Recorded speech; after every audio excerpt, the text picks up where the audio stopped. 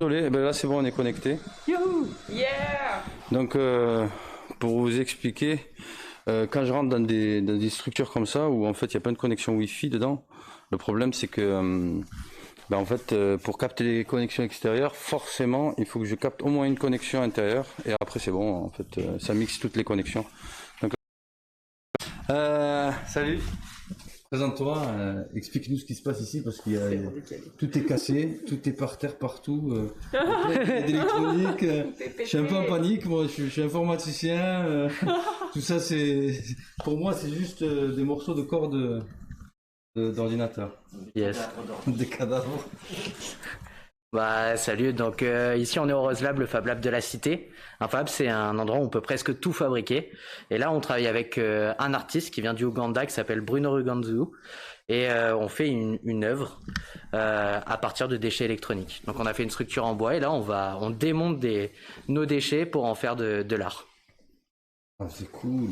Là, donc en fait c'est des déchets qui sont récupérés à droite et à gauche. Yes, on les a récupérés dans des déchetteries, dans des autres espaces de fabrication. Bah, il y a des gens qui en ont amené. Et voilà, ça sera exposé dans un festival de musique à Toulouse. Ah cool, et c'est quand le festival? C'est la semaine prochaine. Voilà, là c'est la vie qui reprend, là, Toulouse, ça fait plaisir. Enfin, un peu yes. Partout. Et donc j'ai bien vu le portrait de l'œuvre d'art là. Et en fait il y a un message derrière ou Ouais, en gros c'est une œuvre. Donc Bruno il est ougandais. Lui il travaille beaucoup avec tout ce qui va être le recyclage, les déchets. Et donc il y a une tête qui s'appelle l'Uzira qui est conservée au British Museum. Qui censément ne peut pas être récupérée par le Ouganda pour X raisons. Et donc lui, c'était comment sa culture, son peuple peut se réapproprier cette œuvre d'art, qui faisait cette œuvre qui a, je crois, 10 000 ans. Non, peut-être moins. Bon, beaucoup moins même. Je sais plus. Mais en tout cas, elle est très vieille. Et elle fait 17 cm et donc il la voulait beaucoup plus grande et fait à partir de déchets. Donc c'est à la fois la réappropriation de notre système de production, mais aussi de son. Donc ici, en fait, on est un Fab Lab, donc fabrication numérique, artisanale, manuelle, analogique. Et donc là, on est dans le premier atelier, l'atelier bois. On a une fraiseuse numérique qui permet de fabriquer, par exemple, tous les meubles qu'on a fait au Rose Lab en une semaine, du design à la production. Il y a tout ce qu'il faut pour travailler le bois avec de l'outillage classique, plutôt bien. Là, pour l'œuvre, on a produit beaucoup de déchets, donc on va faire d'autres choses. Là, on injecte les modèles 3D dedans Yes, exact. Et après ça. Mais maintenant, l'industrie, là, elle est équipée de ce genre de trucs ou pas encore? Ah, mais ça vient de l'industrie. En gros, ici, c'est comment on démocratise les machines, les savoir-faire et qu'on les met auprès de tout le monde. Qu'on puisse tous les utiliser en fait. Exact. Ouais, ça c'est cool. Et en plus, est-ce qu'on a accès ici? C'est payant ou Ouais, c'est normal. C'est payant quand même. C'est normal. Et après, par contre, c'est voulu comme accessible. Donc ça veut dire que c'est pas des prix non plus. C'est pour que tout le monde puisse les utiliser et ça casse les coûts. Hein. Puis là, on va au deuxième espace. Tout ce qui est métal et découpe laser. Et en effet, ici, en fait, on mutualise des machines, des savoir-faire, mais surtout, c'est comment on fait ensemble. En gros, comment je peux aider Vin à faire un truc et lui, il va m'aider sur autre chose. Et je crois que Vin, c'est comme ça que t'as créé au tout début ta start-up. Exactement. J'ai commencé ma start-up dans un Fab Lab. Le truc, c'était vraiment de trouver des compétences autour de soi, avoir accès à certaines machines que tu pourrais pas avoir. Puis même si tu as accès à des machines, il faut savoir les utiliser. Et donc vraiment dans un environnement comme ça, c'est hyper cool quoi. Enfin, là, si t'as des idées, des trucs, enfin même pour toi, hein. Enfin je sais pas si tu veux des trucs pour streamer. Et donc là, on passe à la deuxième, le dernier, c'est impression 3D. Imprimante résine, imprimante 3D classique. Et donc là, ça permet de créer un objet à partir de plastique ou de résine. Et surtout à partir de rien. On met son objet et c'est la machine qui fait. Donc il faut savoir qu'elle est modélisée. Et elle ne reproduit que ce qu'on peut faire. Et donc là, on a pris des machines toulousaines. Donc c'est Emotion Tech.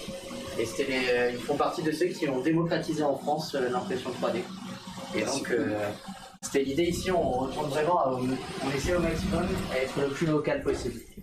C'est génial. Et là, je comprends ce que tu disais tout à l'heure. On peut tout faire. On peut tout faire en fait. Yes, ah, c'est pas fini en plus. Dans l'escalier. Ah. On va poser notre idée. Donc nous, on travaille sur une méthodologie qui s'appelle le design thinking. On pose nos idées. Nous, ce qu'on sait faire, c'est aller très vite. J'ai une idée, je veux faire. Je la pose, je vais tester. J'ai le droit d'échouer. Par exemple, nous, un échec, c'est aussi important que la réussite. On pose, on fait ensemble. Quand on sait pas, on sait à qui demander. C'est ça qui va être notre force. Et là, on avait posé nos idées, on est parti. On était 8 à avoir créé le fichier.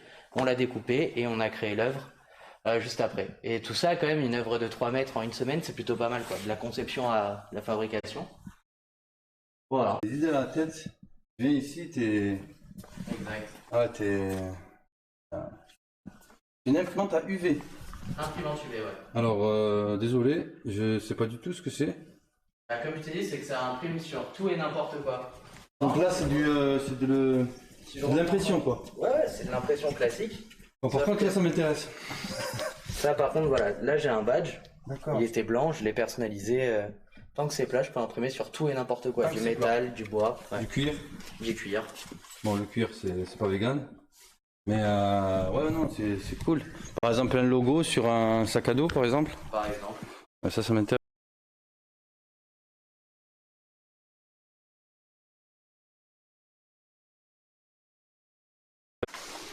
Waouh! Putain, non, ça va m'intéresser encore plus. J'ai même pas bu mon café, je vais brûler. Ah, les Raspberry Pi! Oula! Alors là, c'est du ST. Mais il y a aussi de la Raspberry. Ici, c'est un... Ah, il y a un drone. Allez. Yes. Là, ici, il y a tout ce qu'il faut pour concevoir. Putain. En électronique, il y a des postes à souder, il y a... Putain, c'est génial. Il y a vraiment tout ce qu'on veut, quoi. Il y a de oscilloscope, analyseur de spectre. Là, c'est une techno différente. Ça, c'est de l'injection plastique. Donc, par exemple, cette toupie, issue de plastique qu'on recycle en bas, parce qu'on produit beaucoup de déchets. Donc là, on le remet en copeaux. Et après, tac, on fait chauffer son plastique, on le met dans un moule. Enfin, là, on met son moule ici. On presse et à la chaleur, ça se diffuse. Et on peut créer des objets autant qu'on veut. Et donc là, on est sur un cercle vertueux. Ah ouais, là en fait, tu recycles. Enfin, exact. Et le recyclage, la récupération. Putain, ça c'est génial aussi. Et le dernier espace. Vin. Oui. Textile. C'est magnifique. Mais il y a tout, il y a même... Ils vont mettre des drones là, des trucs comme ça. Là. Exact, volière à drone. Ouais, et surtout, cette scène, en fait, on la laisse vide pour faire ces gros projets là. D'accord. Cool. Et donc là, tout ce qu'il faut pour faire du textile, une brodeuse numérique, une grosse... donc ça, c'est une machine à coudre triple entraînement. Donc là, en fait, c'est nous ici, ce qu'on va être notre spécialité, c'est déjà de connecter les gens. Qu'on soit étudiant, qu'on soit particulier, qu'on soit porteur de projets, grands comptes, des gens qui viennent de Airbus, des ingénieurs, des artisans, des créateurs. Comment on connecte tout le monde pour faire ensemble. Et donc aussi, ça va être à un moment donné, par exemple là en ce moment, c'est peut-être notre lab où il y a le plus de monde. Beaucoup de monde s'est mis à la couture et notamment créer des activités. Et donc, sauf que nous, quand on est chez soi, on va plutôt être doté de ces deux machines-là, ou une comme ça, c'est une familiale. Mais à un moment donné, quand on produit une centaine de sacs par semaine, par exemple, on va devoir passer par cette machine-là, qui permet de faire de la série, qui permet de faire du plus épais. Et ensuite, c'est aussi, nous, ce qu'on fait le plus, c'est mettre en relation, par exemple, des industriels. Eux, ce qu'ils veulent maintenant, c'est être de plus en plus personnalisés, comment se poser les bonnes questions. Nous, ici, la phrase un peu baseline qui est un peu qui peut donner un peu l'impression d'être bullshit, mais qui est la réalité, c'est l'innovation collaborative et durable. Et en gros, c'est comment on fait poser à tout le monde, déjà comment tu fais écologiquement, qu'est-ce que tu produis, etc. Mais aussi durable socialement. Comment tu te poses les bonnes questions, etc. Ça, c'est à la fois pour l'entrepreneur, mais le citoyen aussi. Ensuite, c'est collaboratif, et c'est ça où on est les meilleurs. C'est comment toi, tu viens avec tout ton savoir-faire de streamer là. Moi, je peux te mettre en relation avec quelqu'un d'autre qui, lui, va avoir besoin d'avoir plus de connaissances à comment streamer, etc. Alors que toi, tu veux faire ton sac, personnaliser ton sac. Je vous mets en connexion, on fait ensemble, et hop, chacun est gagnant. Donc, innovation, collaborative et durable. Et donc, trait d'union entre les mondes. Ah, tu m'as invité au club. T'as un sac à faire. Bah oui, j'ai complètement un sac à faire. Ça m'intéresse vraiment. Et donc voilà, là on peut tout faire. Et, Génial. J'ai juste allé voir cette machine là parce qu'elle m'intrigue. donc ça c'est une brodeuse numérique. Tu mets ton fichier dessus et elle brode tout ce que tu veux. Non. Super rapidement. Là par exemple tu as des exemples juste à côté. Putain. Où ça? Là, ici. Ah ouais. Wow, magnifique. Donc là tu vas broder ça à la main, t'en aurais pour 1 à 2 semaines. Même si c'est très doué, bah là, je le Ouais. fais en 45 minutes. J'avais acheté ça pour mes filles. Elles faisaient des trucs. Ça. Regardez ça. Oh, mais c'est ici qu'il faut que je vienne pour faire mon logo, pour mon sac.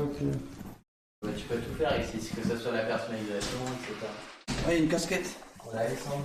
Ah, tu peux broder la casquette. Ok, bah je descends. Je suis désolé, je dois y aller. Ouais. Ben, c'était génial, merci beaucoup. Tu reviens quand tu veux. Ton prénom? C'est Antoine. Ben, enchanté Antoine, en tout cas c'était vraiment génial. J'ai pas eu l'occasion de découvrir des Fab Labs de ce niveau. Franchement, c'est extraordinaire. Et là, en effet, vous faites tout. Exact. Vous pouvez tout faire. Presque tout fabriqué. Ça n'a jamais été aussi vrai. Génial, les gars. Il y a beaucoup de dessus sur le Rose Lab. Sur tous les réseaux sociaux. Sur Twitch. Vas-y, dis. Sur Twitch, c'est le Rambo du cactus. LERAMBOD du cactus. En gros, j'ai fait la même chose ici et j'ai créé aussi une version à vélo. Et après, on communique aussi beaucoup. Tout le monde qui est sur Twitch là, donc je vais y aller direct. Le Rambo, LERAMBOT du cactus. Et en gros, on fait des lives plutôt 1 fois par mois avec la communauté maker francophone. Cool. Cool. Cool. On passera. Merci.